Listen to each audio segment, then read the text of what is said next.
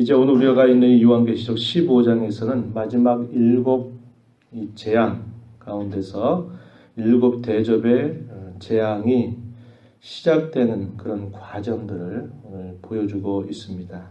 7이나 7 나팔의 이 재앙들은 앞에서 우리가 읽었던 것처럼 좀 제한이 있습니다.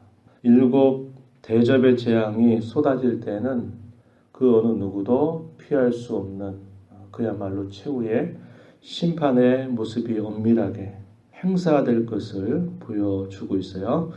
오늘 우리가 읽은 15장 1절 말씀 한번 보십시오. 또 하늘에 크고 이상한 다른 이적을 보매 7 천사가 7 재앙을 가졌으니 곧 마지막 재앙이라 하나님의 진노가 이것으로 마치리로다. 이 말은 7 대접의 이 재앙이야말로 최후의 그런 심판의 내용들이 될 것이다. 하나님의 백성들에게는 그것이 그들에게 온전한 구원이 이루어지는 그때가 될 것을 또한 보여주고 있는 것입니다. 마지막 재앙이 될 것이다. 하나님의 진노가 이것으로 마칠 것이다. 이렇게 말씀합니다.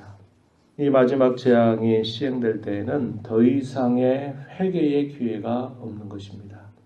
앞에서 우리가 살펴본 재앙들이 아주 극심하긴 하더라도 부분적으로 진행이 될 때에는 여전히 그것을 보고 그들의 악행을 고치고 돌이킬 수 있는 기회들이 주어진 것이지만 이 마지막 7 대접의 재앙이 시행될 때에는 그럴 만한 돌이키는 기회가 더 이상 주어지지 않을 것을 말씀하고 있는 것입니다.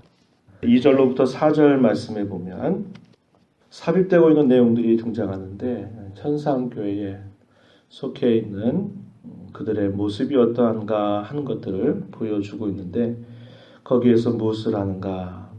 새 노래로 하나님께 감사와 구원의 노래, 그것을 올려드리는 그런 모습이 표현되어 있습니다. 그 내용이 3절과 4절에 보면 표현되어 있는데요. 어떠한 사람이 이 노래를 부르는가에 대해서 소개하기를 2절 말씀에 보면 짐승과 그의 우상과 그의 이름의 수를 이기고 벗어난 자들이 그러한 새 노래를 부를 것이다 이야기합니다.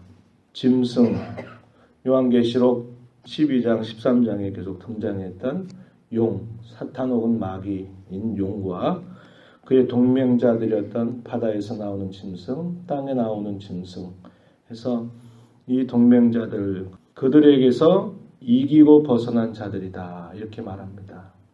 세상에서 영적인 전투를 힘써 싸우다가 그 싸움을 마치고 이제 승리의 교회가 된 자들, 그런 자들이 이 노래를 부르고 있는 것을 말해주고 있습니다.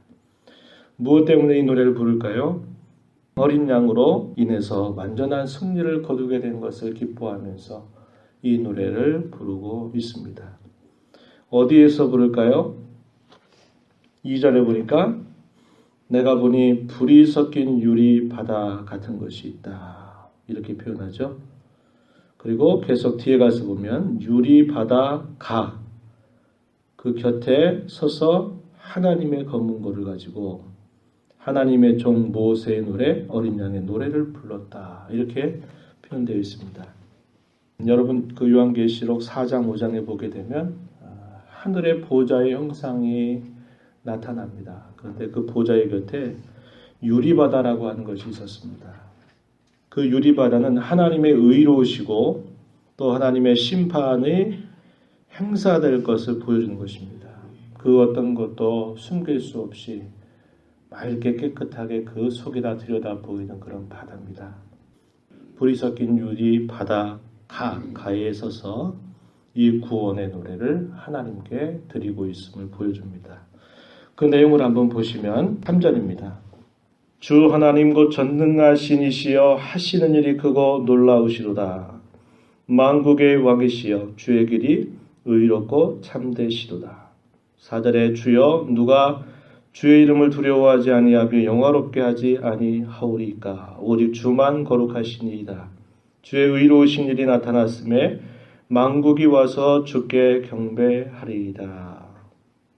여기 찬양하는 노래를 살펴보면 하나님께서 심판하시는 일, 하나님께서 구원하시는 그분의 행위가 크고 놀라우시다. 이렇게 표현하고 있습니다. 하나님이 하시는 일은 크게 두 가지죠. 하나는 구원하시는 일이요, 하나는 심판하시는 일입니다. 이 구원과 심판에 있어서 하나님은 크고 놀라우십니다. 이렇게 찬송을 드리는 내용이고요. 만국의 왕이시여 주의 길이 의롭고 참되십니다. 라고 말할 때 하나님께서 이 모든 세상의 역사를 경영하시는 일이나 하나님께서 그 일들을 이루어 가시는 그 모든 일들은 의롭고 참되십니다. 이렇게 노래하고 있습니다. 4절 말씀에 가서 보면 누가 주의 이름을 두려워하지 아니하며 영화롭게 하지 아니하오리까. 오직 주만 거룩하시고 주의 의로우신 일이 나타났습니다. 이렇게 고백합니다. 하나님의 이름을 두려워한다. 이 말은 그분의 위엄을 나타내죠. 또 하나님을 영화롭게 한다. 이 말은 그분의 영광이 어떠함을 나타내고 있는 것입니다. 또 그분의 거룩하심과 그분의 의로우심이 나타나는 것을 바라보면서 찬송을 드리는 그런 모습입니다. 죄악된 이런 세상들을 바라보고 그렇게 할 때마다 우리가 많이 낙심될 수 있는 면들이 참 많습니다.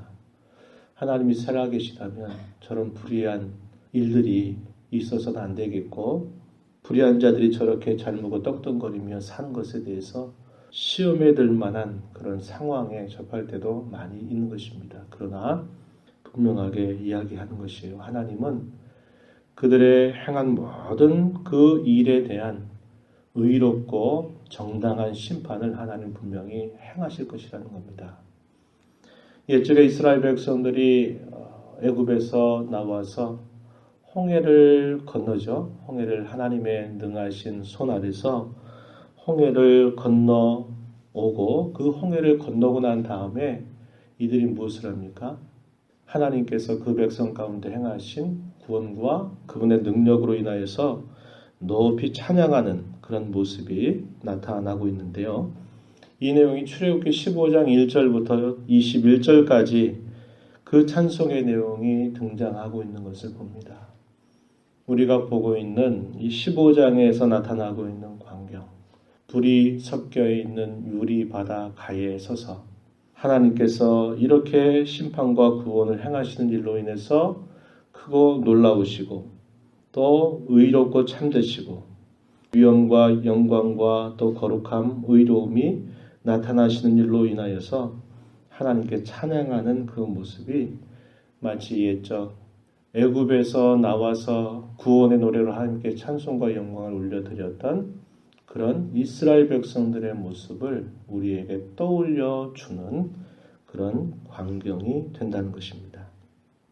이러한 찬송이 이어지고 난 다음에 이제 7 대접의 심판이 구체적으로 이제 시행될 준비가 진행되는데요. 5절 말씀에 보면 또 이 일 후에 내가 보니 하늘의 증거 장막의 성전이 열린다. 증거 장막의 성전, 지 성소가 열리는 광경이 보여지고요. 열리면서 어떤 일이 일어납니까? 6절에 7 재앙을 가진 7 천사가 성전으로부터 나와서 맑고 빛난 새 마포 옷을 입고 가슴에 금띠를 띠고 있는 모습입니다. 그 천사들, 심판을 시행하는 천사들의 모습, 세마포 옷을 입었다. 가슴에 금띠를 띈다. 이 말은 그들의 거룩함과 그들의 위엄, 그것을 상징적으로 보여주고 있고요.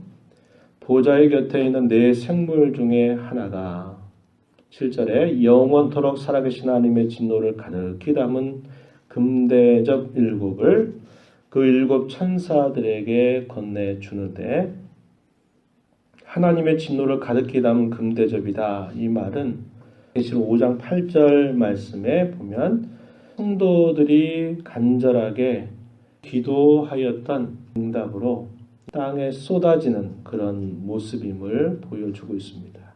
성도들이 하나님 앞에 간절하게 드리는 그 기도가 응답이 돼서 마침내 7 대접이 땅에 부어짐으로써 최종적인 그런 심판이 행사되고 있음을 보여주고 있는 것입니다. 8절 말씀에 하나님의 영광과 능력으로 말미암아 성전의 연기가 가득 찼다.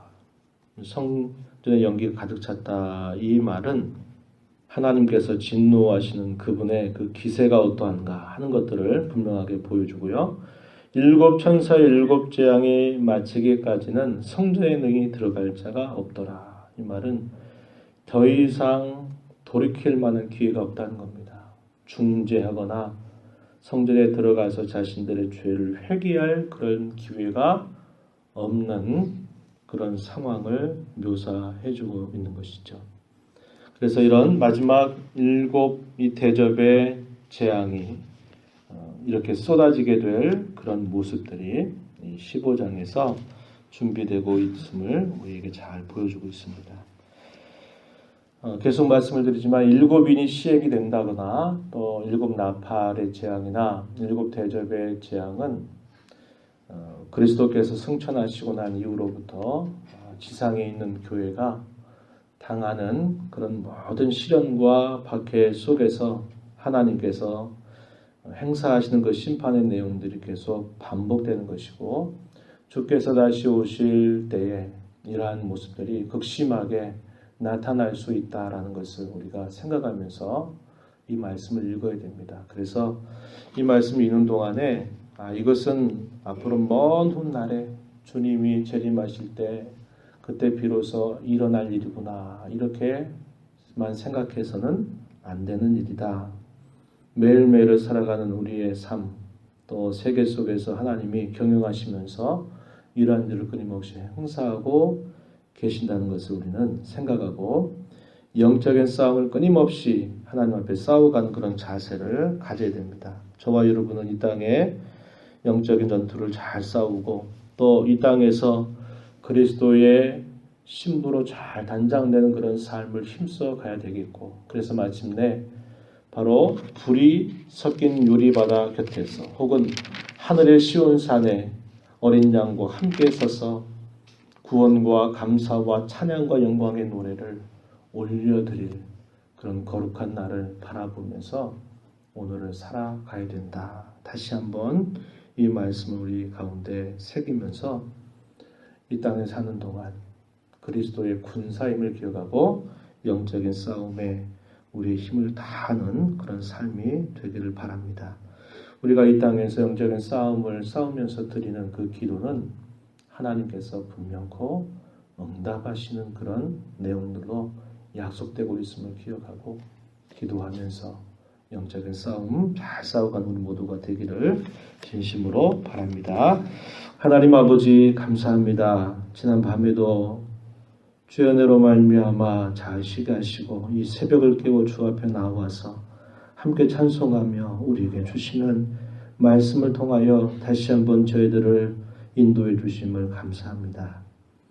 불이 섞인 유리바다 곁에 서서 검은 불을 켜면서 하나님의 구원과 하나님의 심판이 의롭고 진실하고 거룩하고 영광스러우시다고 찬양할 그 자리에 저희들이 참여하기 위해서 오늘 지금 여기에서 그리스도의 신부로 단장되는 일 그리고 저희들에게 지상에 영적으로 전투하는 교회임을 기억해서 이 땅에 사는 동안 이 일에 힘써가는 저희들의 삶이 되도록 인도하여 주시옵소서.